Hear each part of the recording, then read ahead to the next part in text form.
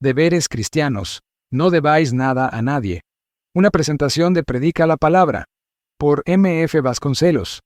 La exhortación central del pasaje es el amor, el cual debemos a nuestro prójimo, pero también encierra una aplicación práctica en cuanto al manejo de nuestras finanzas y la buena administración de los bienes que Dios nos concede. Las deudas y el mal manejo de las finanzas pueden ser un grave problema para cualquier persona, incluyendo a los creyentes. Recordemos que somos cristianos solamente por gracia de Dios, y no por ser mejores o más inteligentes que el resto de las personas. Sin embargo, la obediencia a la palabra de Dios puede darnos sabiduría para manejar mejor nuestra vida en toda área, incluyendo nuestras finanzas.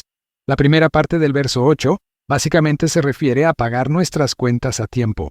No es una prohibición contra cualquier forma de deuda, ya que algunas deudas son inevitables. La mayoría de nosotros pagamos mensualmente las cuentas de electricidad, teléfono, agua, etc. También es normal pagar la hipoteca de una casa o contraer deudas para manejar un negocio. La instrucción no es una prohibición a contraer obligaciones financieras, pues algunos préstamos son necesarios, sino un mandato a cumplir puntualmente con nuestros compromisos, ya que esto es parte de dar un buen testimonio y tener una buena conciencia delante de Dios y de los hombres.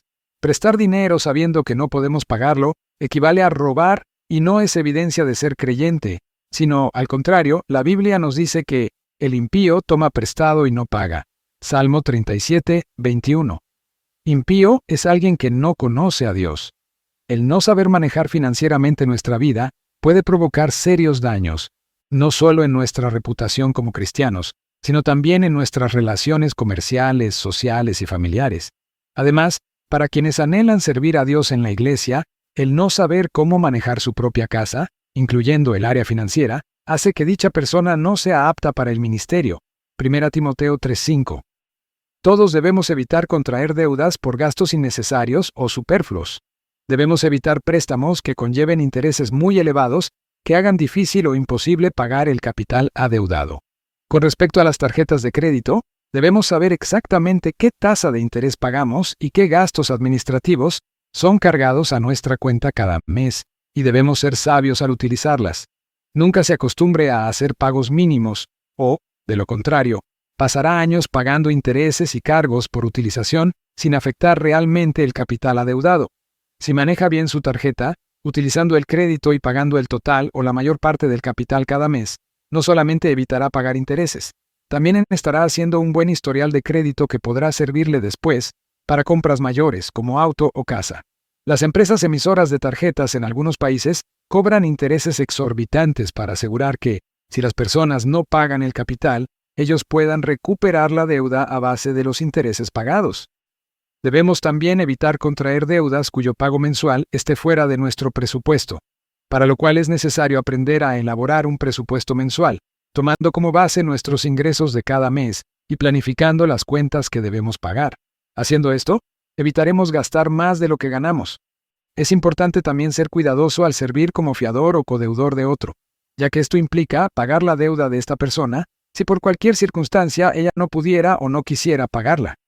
A esto se refiere la advertencia de Proverbios 6, 1-2, que nos dice que al salir como fiador por un amigo, hemos quedado enlazados con las palabras de nuestra boca y presos con los dichos de nuestros labios. En esa época, los contratos verbales o de palabra eran suficientes para aceptar la responsabilidad de pagar la deuda de otra persona y, al no ser capaces de pagar, literalmente, una persona podía ir a la cárcel por deudas. El proverbio se refiere a la responsabilidad de ser fiador de otra persona y no a un supuesto poder de confesión positiva o negativa en nuestros labios, lo cual no es bíblico. Otra lamentable práctica, totalmente fuera de lo que enseña la Biblia, es prestar para ofrendar a Dios. Esto se da como consecuencia de predicadores que siembran la avaricia en sus oyentes y les enseñan que si ellos dan mucho a la obra, al predicador o su ministerio, Dios les devolverá el dinero multiplicado.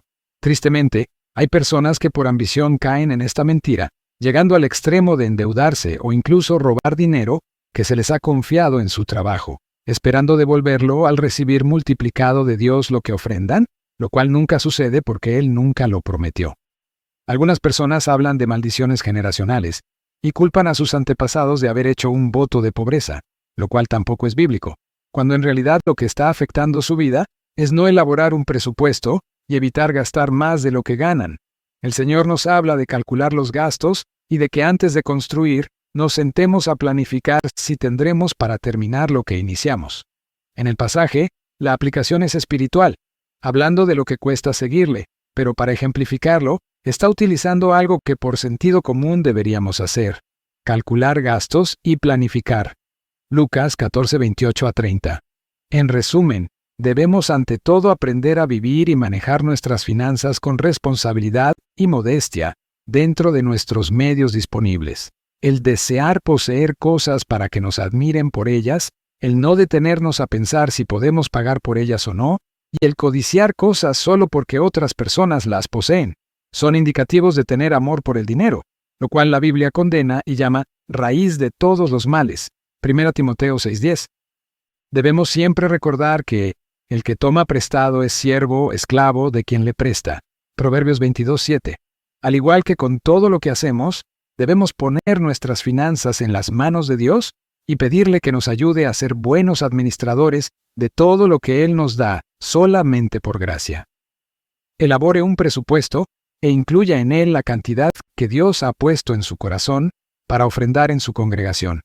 No permita que lo manipulen ni con promesas, ni con amenazas de maldición, ni con actividades de sembrar públicamente que son utilizadas para que las personas, por vergüenza del qué dirán los demás, se ofrezcan o se comprometan a ofrendar lo que no pueden. Dios no vende sus bendiciones y no pacta monetariamente con los hombres. Separe también una cantidad para ahorro a largo plazo y otra para poder ayudar a los necesitados y una cantidad destinada al ahorro a corto plazo. Esto le servirá en caso de emergencias médicas, gastos inesperados o simplemente para poder disfrutar el fruto de su trabajo con su familia. Si se acostumbra a hacer eso, podrá ser capaz de dar un buen testimonio delante de Dios y de los hombres. Por Predica la Palabra, publicado originalmente el 16 de octubre de 2016.